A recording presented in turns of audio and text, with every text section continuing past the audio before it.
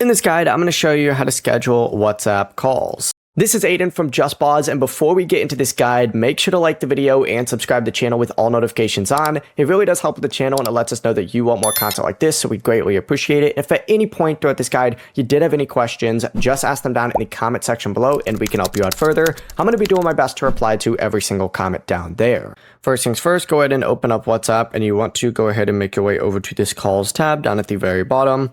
Up at the top, you're going to see a schedule option. Go ahead and select schedule, and you can name it. You can add a description. You can choose when it starts, when it ends, and then of course you could do the call type and the reminder as well.